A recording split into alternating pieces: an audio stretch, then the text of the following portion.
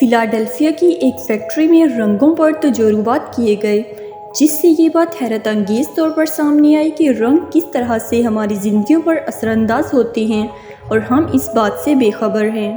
ذرا اپنے گرد و پیش پر نظر ڈالیے، کمرے کی دیواروں اور چھت کی رنگت کیسی ہے؟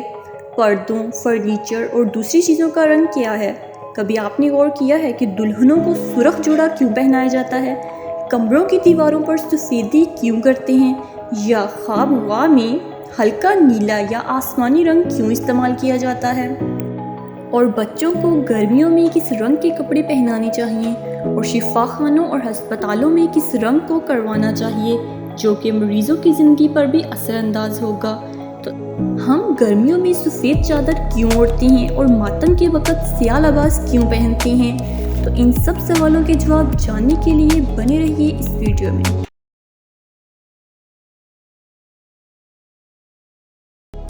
حقیقت یہ ہے کہ رنگ ذہن کے ساتھ ساتھ ہمارے جسموں پر بھی گہرے اثرات ڈالتے ہیں۔ بعض رنگ ہمیں بے چین اور مضطرب کر دیتے ہیں اور بعض سکون، آرام اور خوشی بخشتے ہیں۔ اپنی بات کے ثبوت میں چند دلچسپ تجربات کا ذکر کرنا بے جانا ہوگا، جو امریکہ میں رنگوں پر تحقیقاتی کام کرنے والی ایک کمیٹی نے بیان کیے ہیں۔ فلاڈیلفیا کی ایک فیکٹری میں لوہے کا سامان تیار ہوتا تھا۔ جس عمارت میں مزدور کام کرتے تھے، اس کی دیواریں دھوئیں، کالک اور میل کچیل سے سیاہ ہو چکی تھیں۔ جن بڑی بڑی میزوں پر کھڑے ہو کر مزدور چھوٹے چھوٹے پرزوں کو جوڑ کر چیزیں تیار کرتے تھے، اس کا رنگ بھی سیاہ تھا۔ کمیٹی کے مشورے پر انتظامیہ نے دیواروں پر سفیدی کروا دی، میزوں پر ہلکا سبز رنگ پھیر دیا۔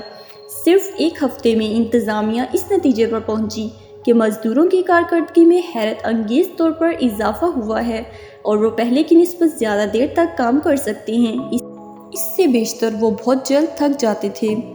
سفید رنگ پر بھی کچھ تجربات کیے گئے، جس سے یہ معلوم ہوا کہ سفید رنگ ہماری زندگیوں پر کس طرح سے اثر انداز ہوتا ہے۔ سفید رنگ محبت اور امن کی علامت ہے۔ فطری ماحول میں یہ رنگ چاند، چاندنی، دودھ اور دودھ سے بنی ہوئی اشیاء میں نظر آتا ہے۔ سفید رنگ تمام رنگوں کا مرکب ہے۔ دواخانوں اور ہسپتالوں میں اکثر یہی رنگ نظر آتا ہے۔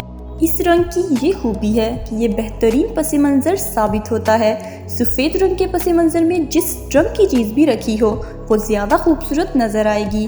جو لوگ سفید رنگ کو پسند کرتے ہیں، وہ پاکیزہ خیالات کے مالک ہوتے ہیں۔ ان کے مزاج میں دھیما پن اور بردباری پائی جاتی ہے۔ فطری طور پر اس رنگ کو پسند کرنے والے افراد سلجھو، امن پسند، دوسروں کے ہمدرد اور خیرخواہ ہوتے ہیں۔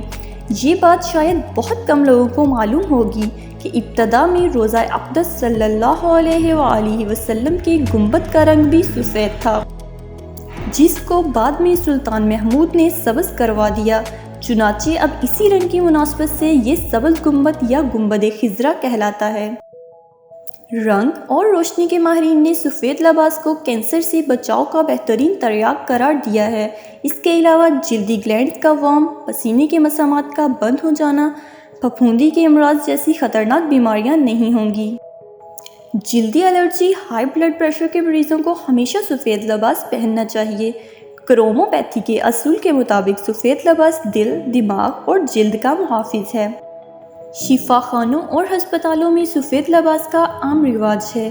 اسی طرح بیماریوں کے علاج میں دھوپ کی قدر و قیمت بھی مسلمہ ہے۔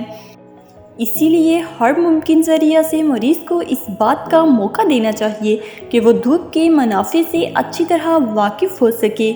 سفید لباس سے روشنی اچھی طرح نفوذ کرتی ہے، جس کی وجہ سے جسم کو بخوبی نشو و نما کا موقع ملتا ہے۔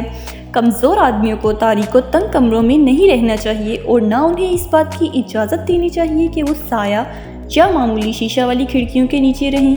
ایسی کمرہ میں سکون تو رکھنا جہاں معمولی شیشہ میں سے روشنی آتی ہو۔ بنفشی شعاعوں کے نقطہ نظر سے اسی طرح مضر صحت ہے جس طرح کسی اندھیری کوٹری میں رہنا قوائے جسم کو برباد کر دیتا ہے۔ سفید کپڑوں میں ملبوس رہنے کے علاوہ کمزوروں کو دن کے بہت سے گھنٹے کھلے آسمان کے نیچے کھلی ہوا میں بسر کرنی چاہیے۔ سورج کی بے روک ٹوک سیدھی کرنیں صحت کے حق میں خاص طور پر مفید ہیں، لیکن وہ روشنی جو آسمان سے بادلوں میں سے ہو کر پڑتی ہے کم نفع بخش نہیں ہوتی۔ اور اس کے ساتھ ہی وہ بچے جن کے جسم کی بالیدگی ترقی پذیر ہو تو ان کو ضرور سفید لباس پہننا چاہیے، اور اگر ان کا لباس رنگ دار ہو تو وہ رنگ نہایت ہلکا ہونا بہتر رہے گا۔ جس طرح پودوں کی بالیدگی میں روشنی کی بے حد ضرورت ہے، اسی طرح بچے بھی اپنی نشو و نما میں روشنی اور کھلی فضا کے محتاج ہیں۔